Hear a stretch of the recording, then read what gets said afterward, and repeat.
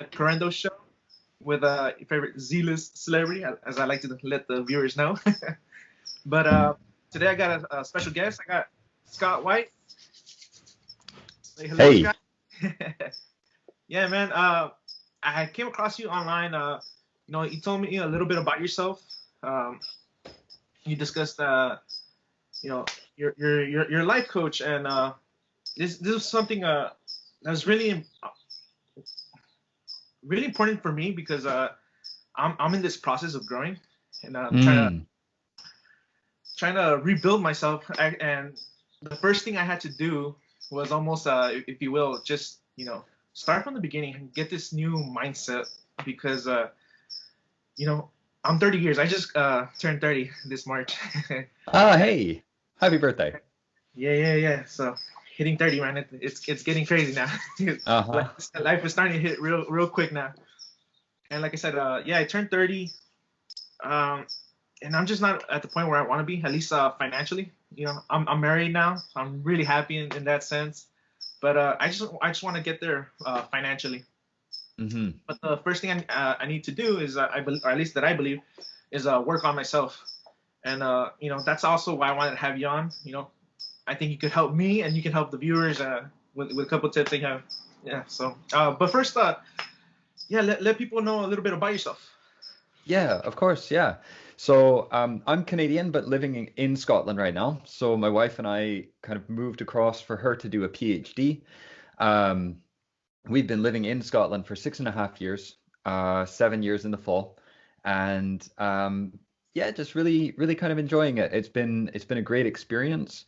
Um, has opened my eyes a lot to what is kind of going on around me, what's important to me, and like you kind of touched on, it was in my late 20s that I kind of really started to look at myself and wonder if I was doing everything that I could. Like if I was actually moving into my greatest contribution, my greatest good in the world. And that's really where my life coaching journey started, was looking at myself and saying, boy, there's some things there that I'm unhappy with, and how are we gonna what are we gonna do about that? Right. So yeah, I've done a lot of different things over the course of my life, but right now just really excited about life coaching, and I'm also a personal trainer, and I've been doing that for a couple of years, and I'm really excited for how things are developing in my life right now. So Yeah. yeah. Yeah. And you said your wife, she's pursuing her PhD, or has she completed it? Yeah, so she's completed her PhD now, is coming up on the end of a 4-year postdoc research contract, Okay.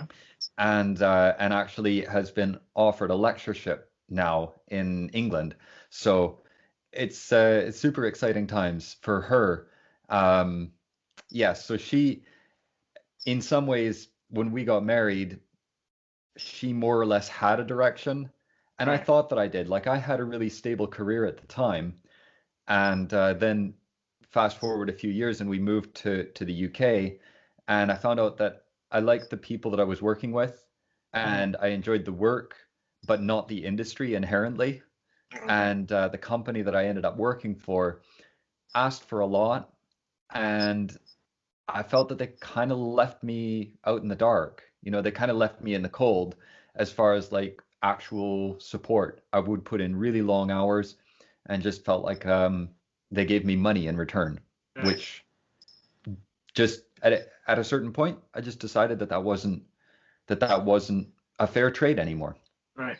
And yeah, and Um, I'm sorry to cut you off. yeah, no, go ahead. I've also reached that point in my life where it's I've had some decent paying jobs, some good paying jobs, but it's not all about the money. Like I've as Yeah. you get older, you learn that it's like, and some, when I was younger, I would think like, man, how can these people leave these great paying jobs? It's like, how's that possible? They're getting all this money. But now that I'm getting older myself, I was like, now I see what it's about. You want to grow, you want to expand. You sometimes, for some people, they don't want to have a boss. For my wife, she was a chief nurse, and that brought her joy. She liked being in a system and working with others or under another person. Yeah. For me, I completed my pharmacist tech license and everything, and then I entered that field because I wanted to be part of the medical field. I wanted to help people, but for me, it wasn't fulfilling. At least here in the United States, there's this big I don't know how to say it, if it's hypocrisy or just the system is very, I don't know how to put it. It's very complex. It's very harsh. Hmm. And when I would talk with the doctors for certain prescriptions, I was like, well, do they really need this medication? Uh, Uh, One of the things I was in a behavioral hospital, and okay. we had children constantly, and they wanted to prescribe this child lithium, and I told the doctor, I was like, does she really need lithium, or does she need attention? Does she, you know, because what she did was she broke her seatbelt, and I was like, yeah, that's a little extreme, but I mean, when I was a little kid, I remember punching the wall, breaking the wall. I mean, in the sense of, I'm causing destruction, but you know, I don't need a medication. I just needed someone to talk to me, someone to help Yeah. mold me, guide that frustration or anger. And I think that's what sometimes these people need. And here in the United States, unfortunately, the big pharma, they have a deep hand in the health system, and they want to Mm, push medication. So that's why I got out of that system, and here I am trying to figure life out. yeah. Yeah, I mean, there probably are lots of people working for big pharma companies that really genuinely, want to make the world better. Um, and then they're functioning in, but the thing is, big pharma does what's good for big pharma, All right. right? Government does what's good for government. Newspapers print whatever is going to sell more newspapers, right? Like, and to kind of see that and to feel that there's an inherent hypocrisy that's so prevalent, that you can pick up threads of that in almost any industry. And then there's guys like you and guys like me, and we're out here, just trying to support our families and make the world a little bit better. Boy, yeah, like you just feel it can feel like you're swimming constantly upriver, right? Right. Like Right. it's yeah. And kind of like you shared, probably if I were to trace the actual roots of my personal development journey, I would have to credit my mom. Because she actually started to introduce me to the idea um, that my emotions aren't always mine. Do you know? So I can, similar to you saying that, you punched a hole in the wall. Um, when I don't know, I was frustrated about something. I was lying on the floor and I kicked the wall so hard that I left an indent in it. And this was a pretty sturdy built house. It was designed by my dad, and so it was put together well. And fortunately, I missed a stud. Otherwise, I might have broken my heel. Ouch. That would have been a good lesson in itself. Yeah. But I put this big dent in the wall. And I had a lot of I I wouldn't quite call it rage. At the time, if I didn't have the kind of context and the expanded view that I have now, I might have. I was quite angry when I was a kid, and I didn't understand where that was coming from or how to understand that or how to link it to anything. I've since, kind of through the coaching work that I've done I've been coached in a really deep way by some very talented coaches. And through that and personal reflection and kind of prayer time and meditation, I've started to understand more about what was going on. At the time, I had no idea. And from there, like a few years later, we were at a family reunion and there was a memorial service for my grandma's sister, for my great aunt. and she died quite suddenly. So there was a lot of kind of processing of grief that was going on that day for people. And I think my mom asked me if I wanted to join in kayaking or something. It was something kind of totally innocuous, and I had this massive overreaction. And she said, "That's fine. If you don't want to go kayaking, that's okay. But what I want to ask you is what you're feeling because you're feeling something, or is what you're feeling because you're sad for other people?" And that question was really the beginning of my personal development journey. That seed lay dormant for a while. Like I thought about it at the time and I was like, yeah, actually, do you know what? But that was when I started to understand that because I can feel other people's emotions, sometimes their emotions feel like mine. And if their emotions feel like mine, then part of my job is to start to understand whether I'm feeling for them or whether I'm feeling for me. Right, right. And so that's where a lot of this personal development even started.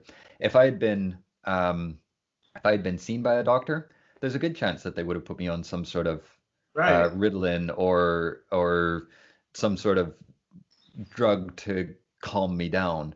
But Yeah, like we you just need a said, quick fix. people just need to be listened to Yeah, sometimes. yeah. So yeah, I Just think need a I think we quick connect guidance. on that. Yeah, definitely, definitely. And yeah, man. And I had great parents. Like I cannot stress that enough. I had really great parents. I only got spanked once, but I deserved it. I deserved. But and I think also the reason I never got beatings. I'll share a little quick story. One time, I believe it was my cousin. He must have broken some vase or something, Mm, and he didn't admit to it, and I ended up getting spanked for it. And then later on, after he told my dad, he's like, "Oh, it wasn't him. It was me." And my dad just felt guilty for doing that. So he right. never spanked me ever again. So it was just like that's it. Like kind of save me from future whoopings. I took one whooping to get saved from future whoopings. Yeah. But yeah, I mean, but honestly, going back, I don't know. This gets controversial. Hmm. But sometimes I wish I would have gotten spanked more because I feel like I feel like perhaps I would have learned more lessons like that, more discipline. I don't know if that's the like I said, this is very controversial, right? But I feel like I was in a sense spoiled because I hear how from my brothers, we're 13 years apart, me and my brothers, Okay. and they're they were spanked a lot. They were hit as children, but for the most part they turned out really well, and I turned out well, but I definitely feel like I was very spoiled. So that there's Mm, and mm. you can and it's very it expresses in my personality. So for me, I would say I'm more shut off, more I keep to myself.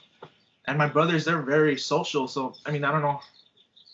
There's so many factors that accompanies all of this, right? Yeah. But I always wonder, like, if I would have been raised like my brothers, Mm, what type of person would I be? hmm.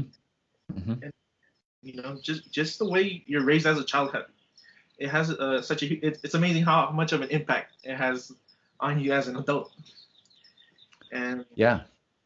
and here I am trying to trying to get rid of all the old habits, if you will. Hmm. Hmm. But yeah, Yeah, so the question that kind of gets filtered in there for me, um, tossing my coaching hat on for a minute, is what makes you think that being treated like your brothers would have caused you to turn out like them? And is that a good thing? yeah. I mean, my brothers, they're financially they're successful. Okay. I don't know because, like I said, I'm not as connected to the way they are. I have three older brothers. They're all close to each other, Yeah. and for me, I feel like I'm not connected with them. I just feel like to be honest, I always tell my brothers and my family, I'm like, I feel kind of like an only child. Like just because maybe it has to do with the age difference as well. You know, like I said, I'm 13 years younger from the next youngest. Yeah. But I just never felt that connection with my brothers. And then they all had children at 18, so there was just so many children in you know around me. I was Yeah. an uncle at 4 years old or 5 years old. And like, man, it is weird. Like they're calling me uncle when I'm 5 years old. But yeah, Which I mean, when you're like 5 and 10, that's a huge difference. right. But as soon as you're like 12 and 17, you're like, this isn't so much of a difference. Yeah, and like I said, I'm 30 right now, and my nephew, he's 25. It's like, wow, we can have Yeah. beers together. Right. Yeah. Yeah. But yeah, man. Yeah. I know I'm going a little bit all over the place, but let's try to bring it back together. Talk to me about belonging. About what? Belonging. Belonging? Yeah. Yeah. Like you're saying connection and feeling like did you feel that you somehow didn't fit with your family, like you somehow didn't belong because everybody else was so much more connected and so much older? Yeah, definitely. And then my parents, you know, they worked a lot. I think the really good thing, if you will, if I have some sort of a balance, is I lived right across from a park. So go across the park, play with other children. So that's why I feel I can easily reach out to people, connect with other people. Yeah. Like strangers, I can completely talk to strangers, but those around me, near me, for some reason I have a hard time building relationships or connections with those type of people. With those near me. But yeah. Yeah, well, the people that have the power to cut us the most deeply are the ones that we're most hesitant about opening ourselves up to. The people that we love and respect the most have the most power to hurt us. And not saying that they use that ever, like I'm not that's but the people that you crave attention and acceptance from have the most power to make you feel you're going to be more cautious, more reserved as a general rule, because their rejection means a lot more than rejection of people that you don't know. Yes. No, yeah, and definitely going back to, because you hit the nail right on the head.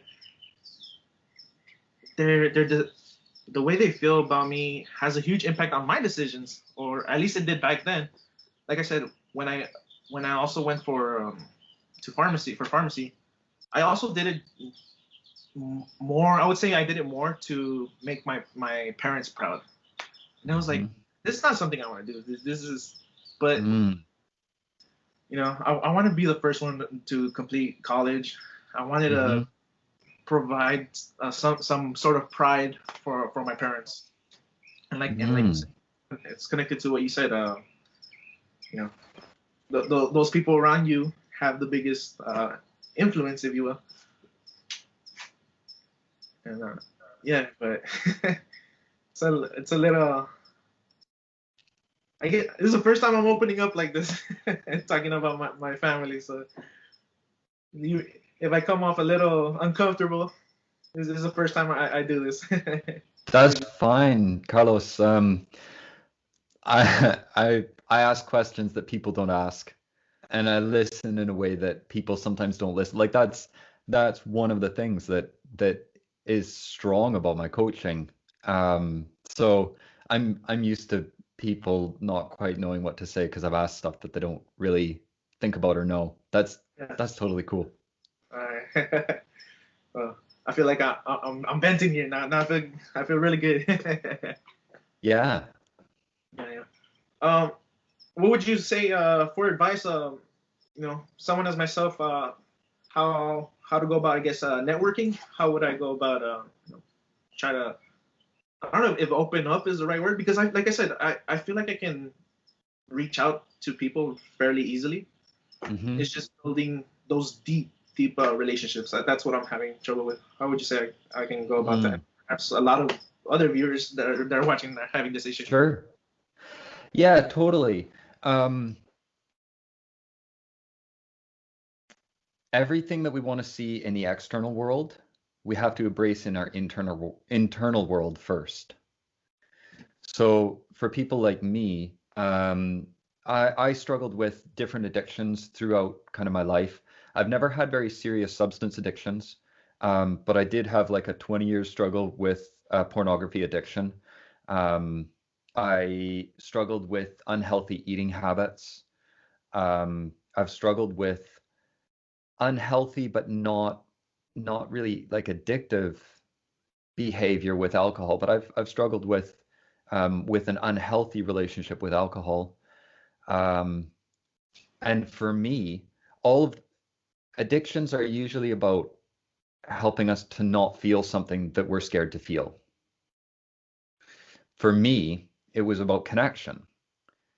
Everything for me was trying to get connection or have connection and significance with the people around me. And so I would use pornography or alcohol or food as a way to mask those feelings, to kind of cover them up, right? Until I was able to look at that and say, this is why I'm doing that, and then allow myself to connect with myself. I wasn't actually open to connecting with people around me. Okay. So, what I would say, if you're looking to develop a deep relationship, you're only going to be able to go as deep with somebody, even somebody that's in an intimate relationship with you, your wife. You're only going to be able to allow her as deep as you're comfortable going yourself. Mm. Does that make sense? Oh yeah, definitely, definitely. So I like deep practices for myself. Um, allowing I use meditation. Meditation I think is fantastic. It's a great tool for uh, exploring what's actually there. I've used journaling. Um, for a little bit, you can use kind of surrogate relationships in um,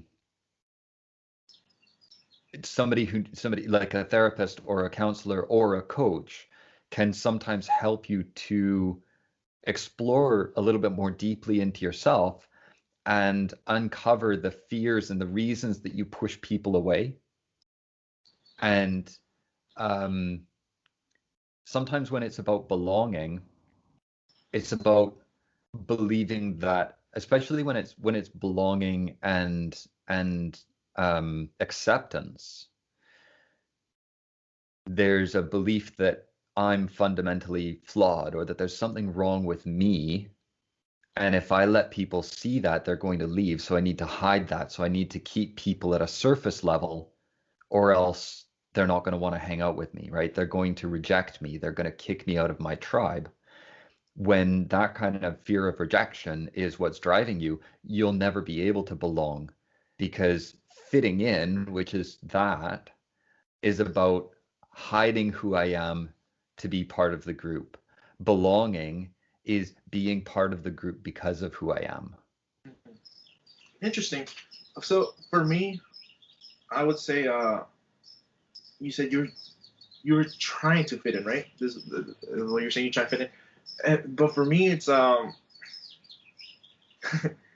put it plainly, I've developed this mentality recently, and and so far it's worked for me for whatever reason.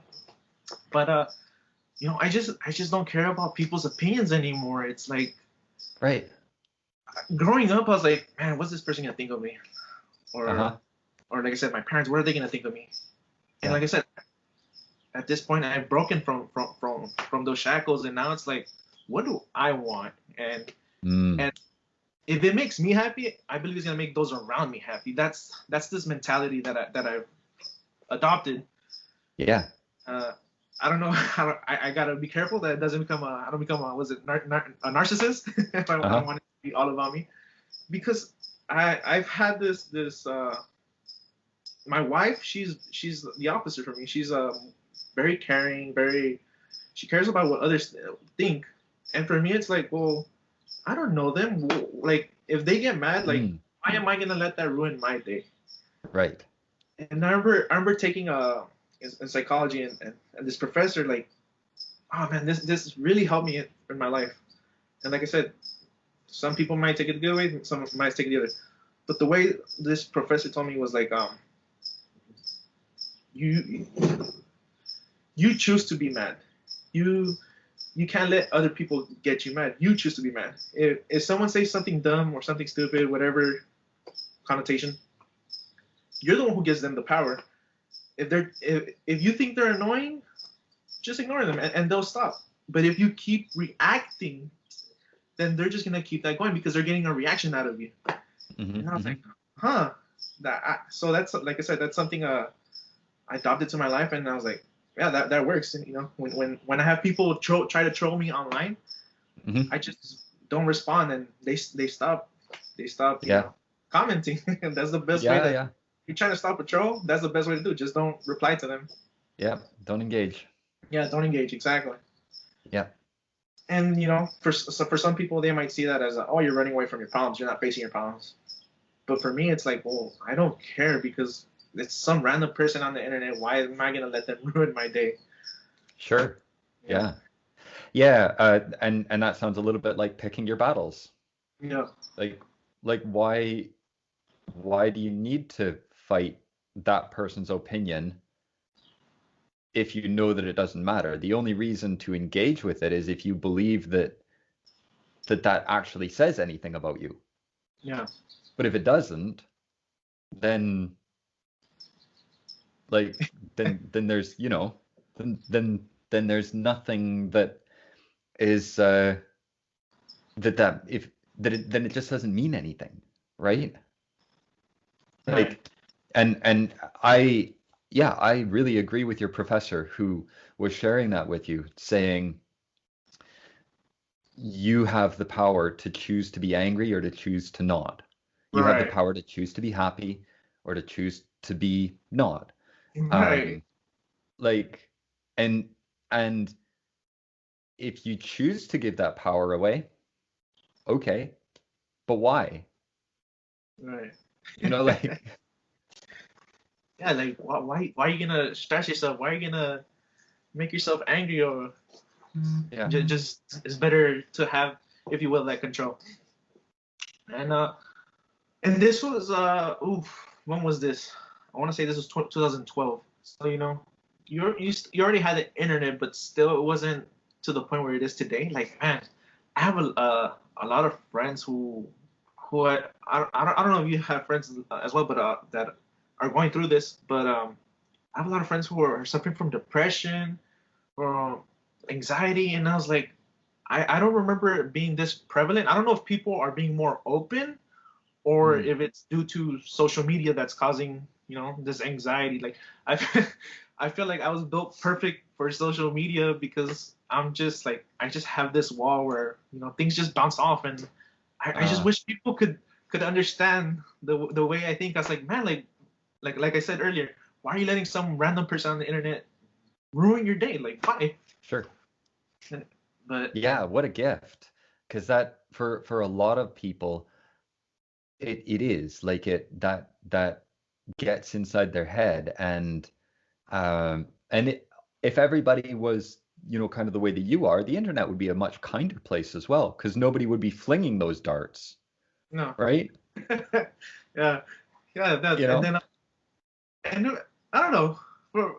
I like to do this sometimes because sometimes I'll say something that'll get people upset, and Hmm. I'll just drop that off, get someone Mm. upset, and I don't even go back at it. So it's like I just imagine some people stressing, or my friends will tell me, hey man, I can't believe you said that, and have you seen the people what people have been replying? And I was like, no, I haven't seen it. Perhaps something I need to work on, but I just I don't know. It's I just wish people would just not let other people's words impact them. I Mm. wish people would focus more on action rather than the words, because I also like to think myself as someone who has a dark sense of humor. Hmm. So anything in this world is up for grabs as a Right. punch. Yeah, yeah. And sometimes I get it in hot water, especially with my wife. She's like, "Can't believe you said that. I can't believe you're doing this." But at the same time, I feel like that's what won my wife, how I got my wife, because of my sense of humor. Hmm. Hmm. So it's funny how something can go against you and at the same time be Yeah. of your strength. Yeah, yeah, yeah. Yeah, totally.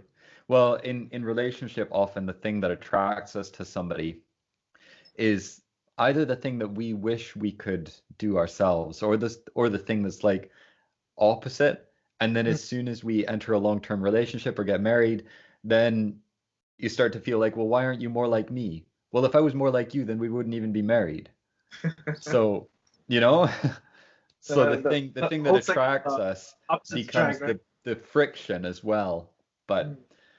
yeah, you kind of, with perspective, you can start to work through that, and knowing that difference is strength. Mm. Like each bringing your own personality is what makes the whole greater than the sum of the parts. If you kind of No, get my definitely. meaning. And then and that also translates into your children, because like I said, my mom, she's very serious, so she she keeps quiet. She keeps to herself. But my father, man, like that guy, I think that's where I picked up my sense of humor. My father, he can clown on anybody and just pick up a conversation with anybody as well. And Yeah, here I am, a balance of those two people. yeah, yeah. Yeah, and but yeah, like, I was asking you, do you feel like there's this growing problem, or do you believe that people are just more open about it? What do you think is going on? I think there's a little bit of both, but my sense is that depression and anxiety are two of the big problems that our generation is facing. Um, this is a bit of a controversial statement as well, but I think, kind of like you shared earlier, that medication is overprescribed. Yeah, I like think that a that. lot of people that get diagnosed and then are prescribed medications, that's not at all to say, all of this is not at all to say that there aren't people who 100% benefit from a Prozac prescription or something like that. Like an antidepressant can be a godsend and a lifesaver. Yeah, And I know people who feel that they're still here on this earth because they had a doctor that was willing to prescribe. I don't I I don't feel that holds true across the board. I think there's a lot of people that are being diagnosed just because doctors don't have time to, or willingness to, engage with some deeper questions about what's going on. Um, Anecdotally, there's a doctor that ran a TV special over here. His name is Dr. Rangan Chatterjee. Uh, he's written a couple of books. He's got a YouTube channel. He's got a good podcast, great podcast on mental health and general health and well-being. And he shared that in his practice, a mother came with her son who was depressed and had some behavior. He was acting out. He had behavior problems, problems in quotes. Um, and he said, "Look, it's going to be a while before we can get you to see a psychiatrist anyway. So there's this like waiting period, not because we want you to suffer, but they're booked. So why don't you go home and just try turning off your social media for 2 hours before you go to bed, and don't go on social media until you've been awake for an hour." Said the kid came back in like 3 weeks, just totally changed, like a different person.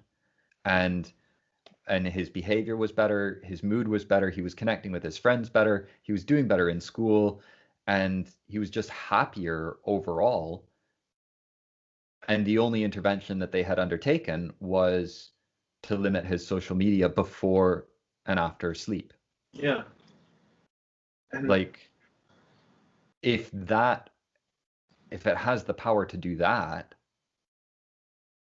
what else, what else are we ignoring or limiting the possibility of, right? yeah. So absolutely, I think we are living in a world that's more distracted. We're living in a world that's more globally hyper-connected. We are obsessed with the bowel movements of people across the world from us and don't know the name of the person that lives next to us. Yeah, I agree. Definitely agree. So we're living in this weird sort of like hyper-connected global world where we cannot connect with people on a deep level. We don't develop relationships with ourselves or with other people because there's always a distraction that pulls us away. And one of the things that I really see missing from our Western world specifically, and it's something that's being exported to the rest of the world, go go North America, go UK, like we're exporting the best, is community. It's community is one of the things that's just missing in the world, in the developed world, in the enlightened world. You know, other places they don't have the same sort of troubles with anxiety and depression, and not to the pandemic scale that we're seeing it in the West. And I think a big part of that is because they still have a sense of community, because they still have a sense of the people around you matter. They still have a sense of being connected through shared experience and through shared space and shared food and shared thoughts and shared care. You know, where do we anyway, we I think community is something that's really missing and is something that is the loss of community is being accelerated by the internet and by social media. Oh yeah. There are some places where community is being brought into those spaces in a really beautiful way, in a fantastic way. And you have to be intentional about joining them. You have to be intentional about engaging with them. It's not something that just happened 100 years ago. Yeah. Like 100 years ago, community just happened because that's how you lived. And we have to choose it now. No, and I totally agree with you because during the weekdays I live here in Los Angeles, and on the Yeah. weekends I live in Tijuana, which is Mexico. So I get to see both sides of of the this perspective that you're bringing up. In the U.S., you're right. It's we're very focused on the individual, Hmm. and in Mexico, it's very focused on the community. And when I go to Mexico, you know, I have friends out there. My wife has friends, and you know, you always hear, I always hear this from family members in Mexico. They're like, "Man, we don't have money. Like, we're broke." And then I always see them having a barbecue like on the weekends. And it's like, man, here in the U.S., like we have money, but we're never with the family. We're never having a barbecue. Like, I Uh-huh. wish I could do that every weekend. Yeah. In Mexico, it's like you said, everybody puts in, uh, and there's this collective buy-in, whether Mm, it be you mm. said food, um, you know, the for voting. Over here, voting has become very divisive. It's I don't know how it is in the UK, but over here it's very conservative versus liberal, Democrat versus Republican, and I feel social media has created even more of a divide. Yeah. Um, Yeah. but yeah, how is that in the UK? Are you guys experiencing problems like that, or do you guys laugh at us Americans when Yeah. it comes to that? Well, that kind of divisive politics, the political rhetoric that pits us versus them, that's very much here too. The difference, in a way, in the UK generally is that it's a multi-party system. Mhm. So it's not a binary, it's not like this or that. Yeah, Or in the US where it's this or that kind of weird guy that's running on his own. yeah, Um, yeah. right? But in the UK, it's a multi-party system, more like Canada. Um, in Scotland, the two major parties kind of put it up as a binary. They're like, it's you're voting for the Conservative Party or you're voting for the Scottish National Party. Mm. But there's other parties. Like there's the Labour Party, there's the Liberal Democrats, there's other parties.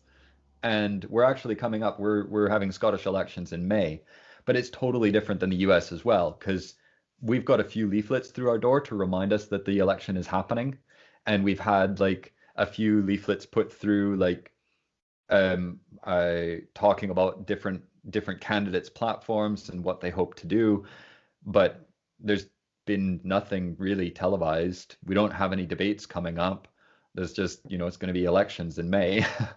Nobody seems to be storming the Capitol the way No, they did. exactly. Yeah, nobody's storming the Capitol. Yeah, yeah, man. And it's interesting. Going back to children, Hmm. where we are going to be 10 years from now, because you know, for us, millennials, we were kind of this middle ground where we adapted to the technology. So we still haven't really seen, what these young kids are how they're going to be, what type of people they're going to be in the future, Yeah. because this is all they've ever known. But for us, we know the old way, and we know what's ahead. Mm, mm.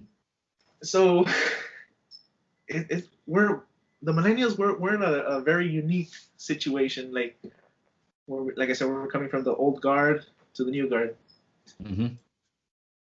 I feel we did a pretty good transition so far. We've been dealing with it good. I don't know how the new children will be, especially there seems to be a lot of cancel culture going on. Uh-huh. I don't know if that's the case over there in the UK, but here uh, recently Eminem, he's what's the new generation, Z generation, I think they call him. Yeah, I Gen think Z. so. Yeah, Yeah. right. They want to cancel Eminem, and of all the songs, he's he said some horrible stuff in his music, and they chose one of like the least what's it called, controversial songs, and I was like, wow. Dang. Yeah. I don't know. Yeah. I don't know where Yeah. this is. It's a lot of energy tied up in hating what was wrong. Yeah. And I'm not even saying, I'm not even saying that Eminem that they're right to be, trying to cancel and wipe out his contribution to music and society. Like, but there's a lot of we're against this, we're against that, we're Mhm. all against that thing over there, which on the surface looks like a good thing because there were some unhealthy things that have happened in the past. And personally, like I'd like to see racism be a problem of history. I'd like to see gender equality. I'd like to see universal human rights. That would be great. Yeah. And I don't think that we get there by hating the people who have been sharing that message in the past, whether they're alive or dead. Mhm. Um, I don't think that we get. I don't think we can hate ourselves to a loving world. No, and also to add to that, by by doing all this cancel stuff, or even calling people racist, or outcasting them, if you will, and Hmm.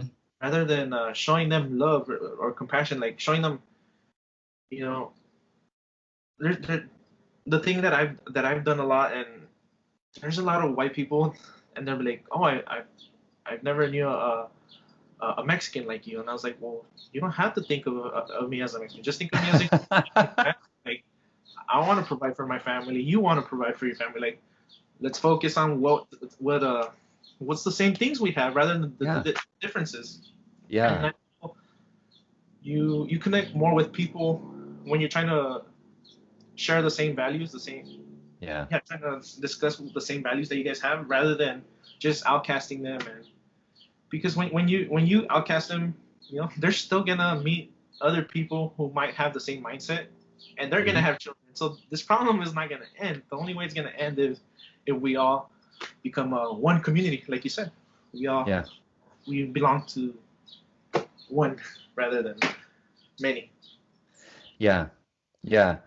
And I I love that. It is about finding the places where we see eye to eye, the things that we have in common.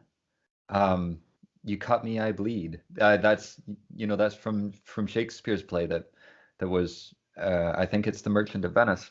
He says, "If you cut me, don't I bleed?" Like I'm the same as you. If you hurt somebody that I love, won't I be upset just like you? Um, and and I think there's space to celebrate everybody's culture inside of that, Yeah, definitely. Like, which and that's the world that I would love to see, where difference is celebrated and everybody gets to celebrate their difference and we all get to connect on our commonality. yeah, and that's how humans got to this point where we are, because through the exchange of cultures, Cooperation. yeah, through cooperation. And that's the only way we will continue to advance. Uh, Yeah. I have this man, what is it, a theory or conspiracy, whatever you want to call it. I Uh-huh. feel Elon Musk and Jeff Bezos and all these guys, they want to go to Mars because they see humans here on Earth. It's Doomed. over. It's over. I think they're trying to start a new world out there. Uh-huh. Uh-huh. Uh, but it's not too late. You just gotta show each other love. Yeah. Yeah, yeah, for sure. Um, I also saw, you know, going back to being a life coach. Your religious man. I see a poster in the back. Are you a Christian or what Yeah, type of? so I would probably say that I'm a man of faith rather than a man of religion, if Oh, that makes sense. no, definitely. Um, I'll tell you a little bit about myself as well. But go ahead, go ahead. yeah, yeah. So I grew up in a Christian home, and for a long time I kind of put when I was in my teens, I kind of pushed away from that a little bit, and I identified myself more as a Christ follower than as a Christian, because Christian does have a lot of connotations Yeah, in society. Um, and there's a lot of talk about that, how the church has contributed to some of the hurt in the world, and I absolutely don't deny that. And I still think that relationship with God is one of the greatest gifts that we have available to us on this earth. So yeah, I'm a Christian. I go to a charismatic denomination here, and a lot of the ideas that I bring as well are influenced by my understanding and study of Scripture and God. Yeah, and it does. I mean, it influences my coaching, and I work with people who aren't Christian, and I work with people who are Christian, and it changes the way that I talk to people a little bit, but the core tenets of my coaching, the way that I present, my interest in people moving themselves forward in their lives remains the same. Like I love everybody that I work with, and if they have a faith, then we use that, and if they don't have a faith, I think I don't. There isn't anybody that I work with that doesn't have faith in a higher power of some sort, whether they call it God or they call it something else. It's kind of up to them. yeah. Like that doesn't bother me. I've fallen a little into that category. I don't know if I quite believe in Christ, or but I like to think that there's a higher being or something. Some yeah, that's I guess that's a way to put it. A higher being, that there's something more to us, because it's kind of unimaginable to think that this is all just a coincidence. Right. Just everything, man. Like, you mean to tell me all of this is just chance? Like, Right. there's something. And then, maybe Elon Musk. Maybe this is a simulation. Maybe, You maybe. can In which simulation. case, still a higher power, still a Exactly. something out there that, right? Right. Right. There's a higher power. Definitely agree. Agreed. So I don't know, man. But yeah, that's where I stand. But and a lot of people who I've had this debate, like, where even I believe atheist has kind of become its own religion, if you will, or maybe a cult, Uh-huh. because I feel like they want to belong to something, and that's what a lot of religions are. You want to be a part of hmm something, and hmm and just by labeling yourself as an atheist, well, you're putting yourself to a group of people, and hmm that's kind of a religion, if you will. Sure. Yeah. But I haven't. And you said, how has religion impacted you with your, what would you say, your clients, or the people you Yeah, work with, clients is good. Yeah. Um, or is it not something that's not really brought up? well, I mean, it is. I don't make any secret to any of my clients that I have faith and where my faith lies. You know, I've never made that a secret from any of my clients. And so when we talk about that higher power, I just say, look, I'm going to say God, and you can substitute universe, you can substitute universal human essence, you can, like, whatever you want. You can Yeah, substitute, like, if you're of a different religion, Buddha, like, or you know, I actually don't mind too much. I think well, I mean, I know that there are differences in the major religions, mhm. but um, not so much that it really impacts how I'm going to interact with my clients. Um, my faith in God influences everything that I do in my life.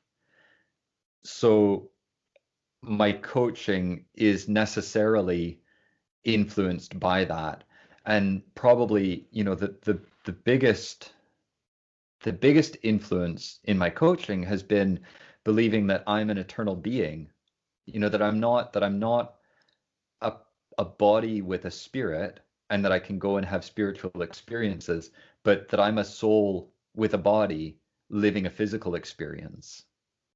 So my perspective is that I'm a spiritual being with an eternal home in God's great universe, in God's infinite universe. And this is one small picture of it. And I believe that about everybody. I believe that everybody is an eternal, that there's an eternal seed in every person.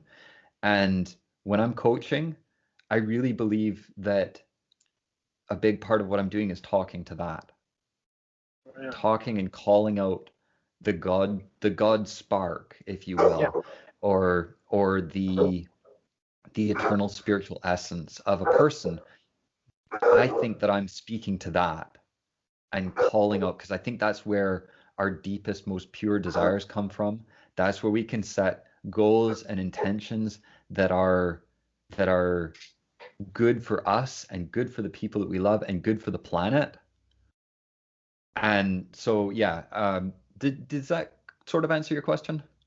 no, yeah. And now the follow-up question was gonna be, do you feel it's what easier or harder coaching somebody who has faith as opposed to someone who doesn't have faith? Differently hard. It's differently hard. Coaching somebody who has faith, it's a little.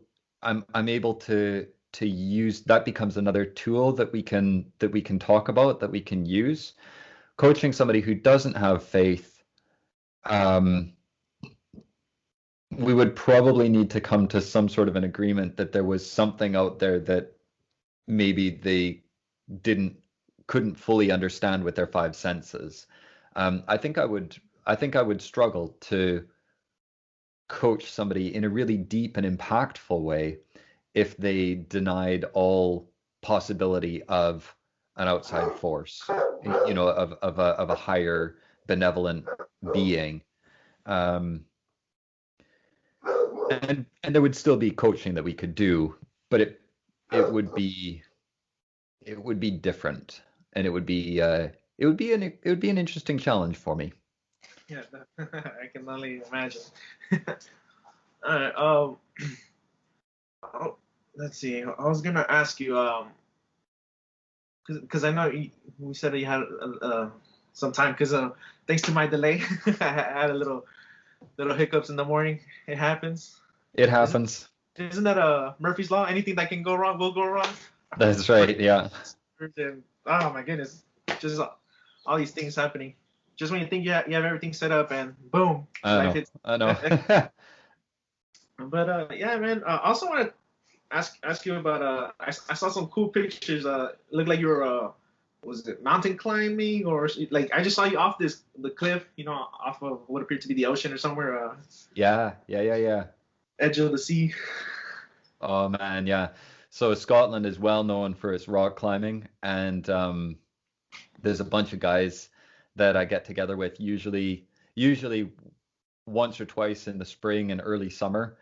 Last year our trip got canceled because hashtag COVID. This year we haven't been able to plan anything because the UK is still in lockdown. We're still in lockdown until the end of April. Um, and that happened again after Christmas. So they at Christmas time they locked us down again. So yeah, we've spent almost a year doing just about fully locked down activities, which, it's a different life. But that to say, I've missed a couple of trips. But for the 3 years before that, I'd gone out to the Outer Hebrides, which is a collection of islands off the west coast of Scotland, and just went trad climbing. I think most of the photos there are from those trips. Yeah. Honestly, it's so great. Like I love it so much. I did some It's climbing scary. when I was back in Canada, and I've done even more over here. It's wonderful. I love it. I, I know you love it, but do you still get scared? You're like, man, one wrong, bad slip or Oh something. yeah, yeah, yeah. But kind of so where I think I get the same feeling in my body where I'm like, oh damn, if I fall, I'm gonna die. But where everybody else goes, I'm gonna die, I go, I would die. Oh So it's man, kind yeah, of like I get that feeling and that like butterflies in my stomach and stuff. See, to get down those cliffs, you attach a rope at the top and then you hook yourself onto it and you actually just kind of walk yourself backwards off the cliff. And there's a point kind of as you come to the corner of the cliff where you can still get back onto the cliff top, and after that it's like you're going down. right. And that moment of just leaning back, trusting the rope and stepping into space is scary but Yeah, exhilarating. yeah, man. For me, I have a fear of heights. Do you? Yeah, Yeah. and not just for me personally. Like I seen people like put their babies on edges, and I was like, oh, why are you doing that? Like, ah, I just get this really nasty feeling in my stomach. It was like when I go to a Dodger Stadium, Uh-huh. and at the very top, people like to hang over the railings and things like that. And I was like, and I don't know, maybe I'm just too analytical. I was like, well, what if there's an earthquake? Boom, you tip over or something, or Right. you just see so much stuff, and maybe it's due to YouTube and overexposure of all these bad experiences. But 99% of the time, everything goes well. You Yeah. just you Yeah. just focus on that 1%. Yeah. That's what Brene Brown, social she's a researcher. What is it? She was a social worker. She did social work as her degrees and did founded grounded theory research, and she's researched emotions and shame and all of these different things. And she calls that feeling the uh, um, oh, I just had it. It's foreboding joy. Foreboding Foreboding joy. joy. Yeah, so kind of like that thing of like, when things are going well, that but something's gonna go wrong just around the corner, and that Yeah, kind of feeling that, even in the midst of really good things, something bad is just around the corner, something bad is lurking in the shadows. yeah. But yeah, It's just it's a really surviving. common. Yeah, yeah, a little bit of survival, definitely. Yeah, but oh man, I don't know how you can do that. Oh man, just thinking about it, man, makes me makes me feel a certain type of way. But Ah, well, when I get down to California sometime, we'll go hey, do some climbing. honestly, I'll try. I'm willing to try something. I'm always willing to expose myself to something new. You I know don't know. what? Growth is the result, Yeah, always. And when you're on this journey of personal development, um, finding those things that push your limits, push your edges, you learn stuff.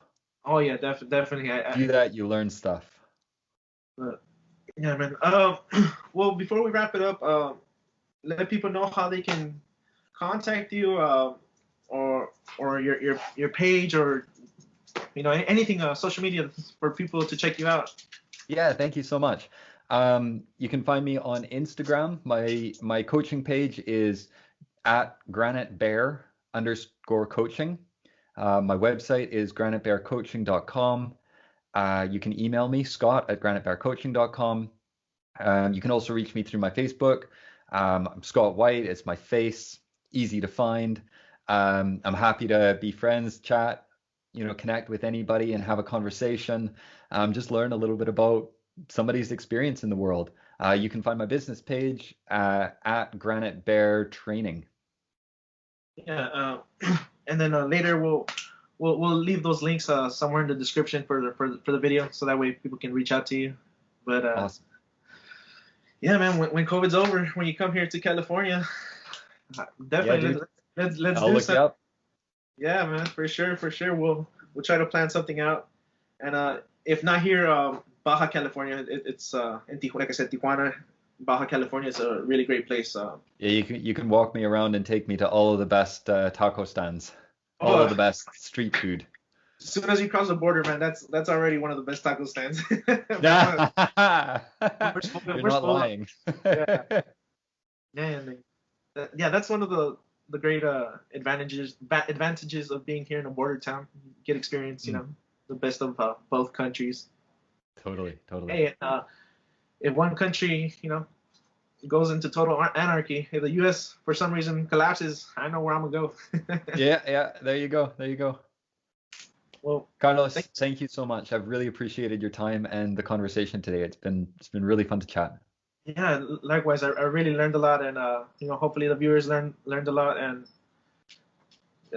hopefully they reach out to you, man, so they can learn more, grow, and whatever it is that they need to take care of, you may give them some guidance. So, You bet. I'm here yeah, for that. appreciate it. All right. Cheers, buddy. All right, everybody. That's it. Don't forget to subscribe, hit that like button if you haven't done that yet. Um, Also, do the same favor for Scott. Help him out. We all want to grow, and the way we can all grow is if we all help each other. So that's it, everybody. Bye.